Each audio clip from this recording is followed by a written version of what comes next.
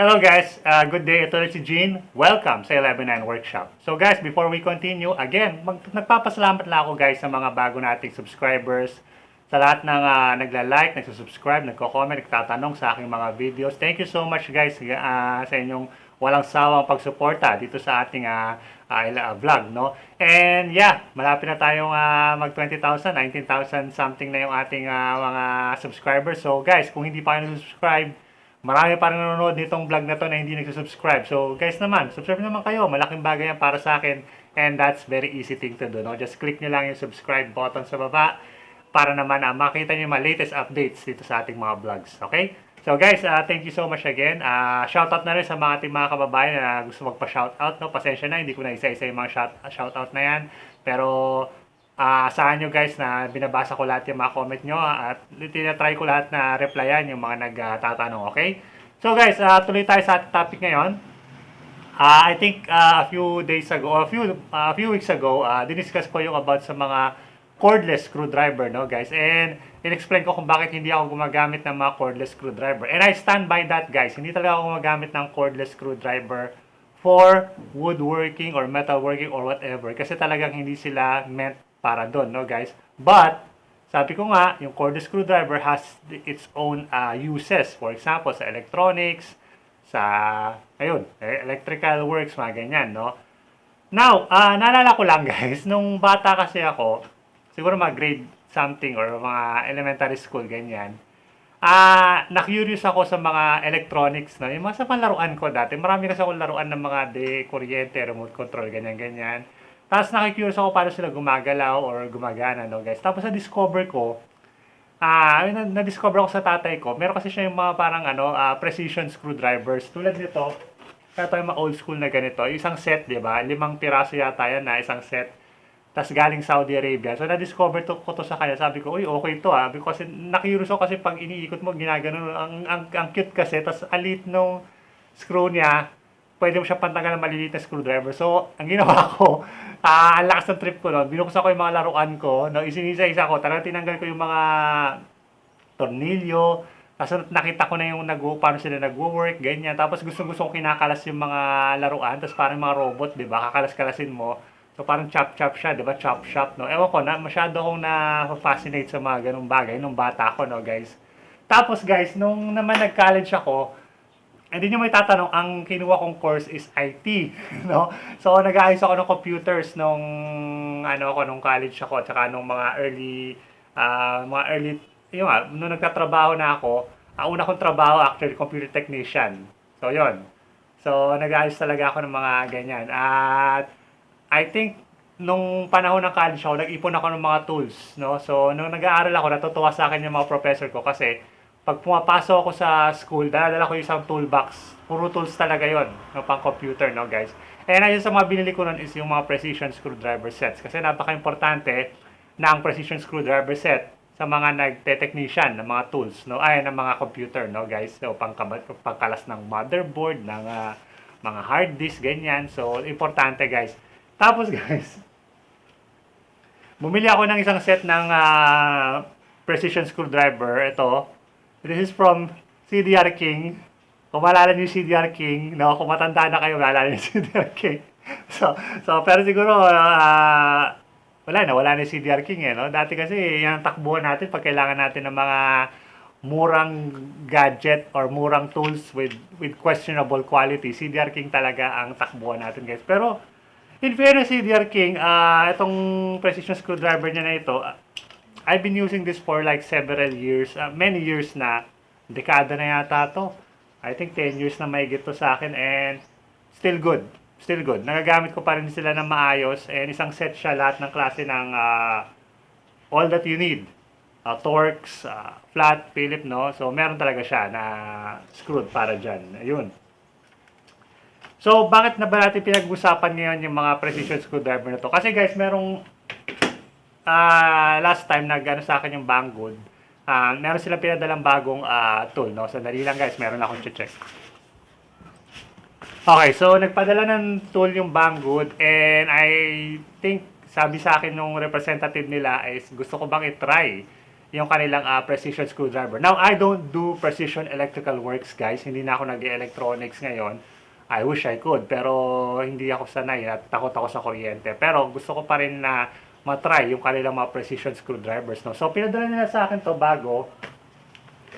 Eto, this is the Xiaomi Mijia, basahin ko nga, electric precision screwdriver. Yon, Xiaomi Mijia. So, Xiaomi, guys, if you're familiar with Xiaomi, brand niya ng mga cellphones, di ba? So, may alam ako mga cellphone na Xiaomi. I've never used one. Pero, yeah, it's a cellphone brand. Xiaomi C3 nakalagay. Yeah, it's a Xiaomi. Tapos, Mijia electric screwdriver, precision screwdriver. No? So, it's 330 or 350 milliamperes yung kanyang battery. Type-C rechargeable. And, yun. And, ano siya, 2-speed. Tapos, meron siya kasamang 24-bit set, no guys? So, it's a very simple screwdriver, guys. Kung gusto niyo malaman yung buong specs nito, you can check yung link sa description box. And again, thank you so much, Banggood, for giving me the opportunity to take a look at this tool, no guys? So, buksan natin, tingnan natin kung nasa loob yan, box natin. Okay, guys. So, yun. So, ito yung Xiaomi Mijia na precision electric screwdriver. So, let's look at inside. Ito yung kanyang box. Very simple box, but very good. Very elegant yung kanyang box. Ang ganda. Pero wala siya English characters. It's just Chinese. C3, ganyan. So, puro Chinese lahat. So, ayan yung listahan ng mga kasama niyang bits. 24 pieces, no? So, iba-ibang size yan. Iba-ibang klase. Let's look at inside. Ayun. So, una agad lumabas sa kanya yung kanyang charging cord. USB, no? So, regular USB charger. Ito yung kanyang, yeah, may case din siya sa loob. Ito yung manual niya, which is all Chinese. So, hindi natin mababasa yan. But, this is the item itself. Look at that. Di ba? Ang ganda. So, sleek. Ang ganda ng kulay. Battleship gray. I really like this color, yung mga gray na ganito, no, guys?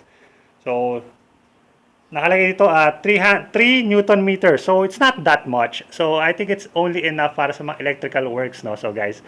So, pang ano lang talaga siya, pang mga maliliit na screws lang talaga siya. So, mababa lang yung kanyang Newton meters. And I think this is yeah, 350 milliamperes yung kanyang battery or amp hour battery, no? So, ayan siya. So, paano siya binubuksan? Pindutin mo lang dito, guys. Di ba? Pop off yung kanyang at ayan siya sa loob. So, yung case niya is like aluminum. Yeah, I think it's aluminum or magnesium. I don't know. Pero bakal siya. Metal siya. Hindi siya plastic. Pero to plastic.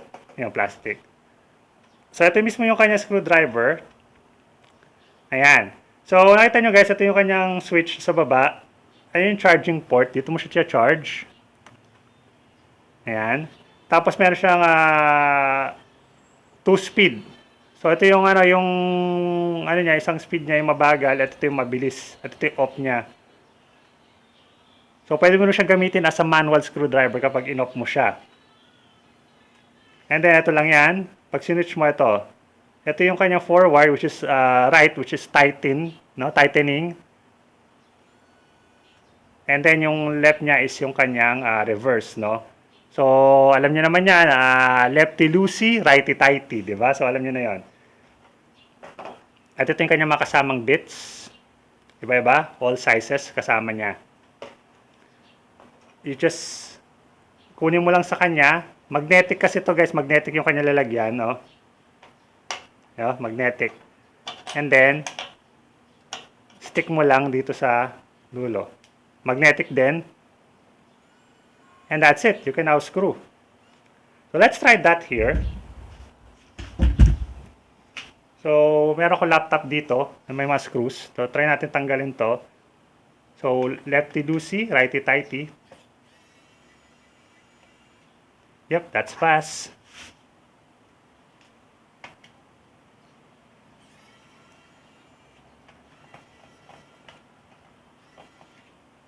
Yon. So, ang problema sa kanya, guys, is hindi magnetic yung kanyang mga bits, no? So, hindi siya magnetic. Hindi niya ma-pick up. It's not magnetic. So, medyo yan. Yan yung parang negative points niya. But, meron tayong ito, magnetizer. So, ilapat lang natin yan, yung strip niya sa loob. Ayun, magnetized na siya, di ba? Galing, di ba? So, kung magtatanong kayo dito guys, Tolsen to, nabili ko to sa Lazada. So, magnetized na siya. So, you can use now to drive screws.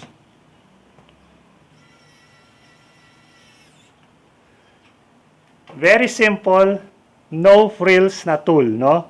It's very simple, di ba? So guys, yeah, it's a good tool. It's very simple tool. Forward, reverse, yun lang. And 2 speeds. So, nothing fancy, nothing complicated dito sa tool na ito. And I think this is magiging napaka-useful to para sa mga cellphone technicians, computer technicians, anyone na nagwo-work sa mga electronics, sa mga precision na operation, precision works, no guys. This is a good tool set.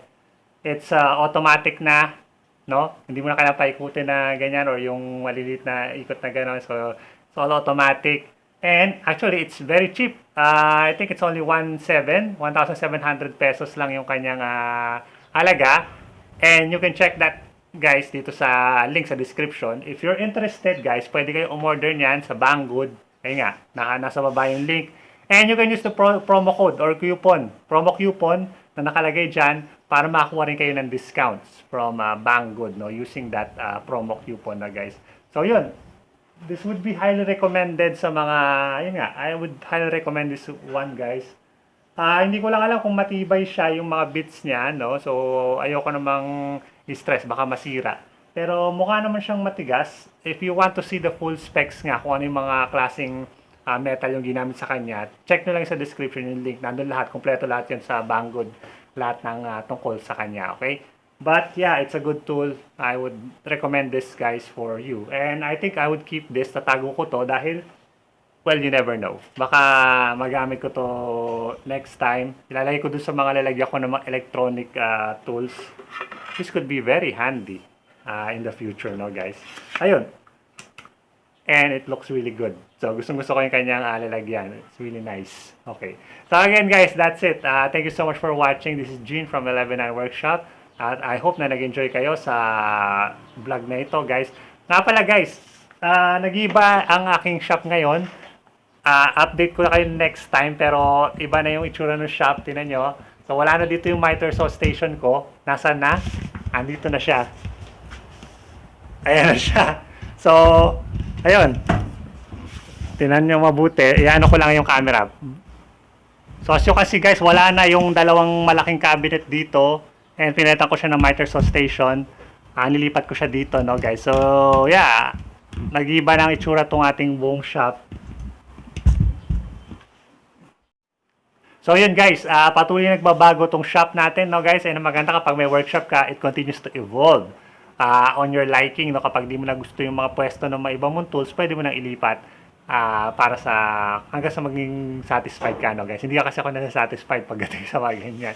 But anyway guys, I hope that you enjoy this topic, no guys. Mag-shop tour na lang tayo next time kapag tapos ko na lahat yung binago dito sa shop. But in a while, thank you again Banggood sa inyong walang sawang pag-sponsor dito sa 11.9 Workshop. So, yung mga nasasabi na galit sa akin yung Banggood kasi siniraan ko yung produkto nila, sorry na lang kayo. Okay, tuloy-tuloy pa rin ang pagsuporta sa atin ng Banggood, no guys. So, thank you so much. Marunong kasi sila. Yung Banggood kasi marunong silang makita ng tinatawag nating constructive criticism, no guys. And marunong silang to have fun, no. So, if it's a fun review, tulad ng ginawa natin sa impact wrench na masaya naman at hindi naman natin talaga siniraan. Iba sinasabi na siniraan ko daw, but that's not true guys. Kung napanood niyo yung video na yon, hindi ko siniraan yung pinagtawanan natin kasi marami siyang quirks, but nirecommend pa rin natin, di ba? So, yun. So, guys, thank you again so much for watching. I'll see you guys again next time. This is Gene from 11.9 Workshop. Adios.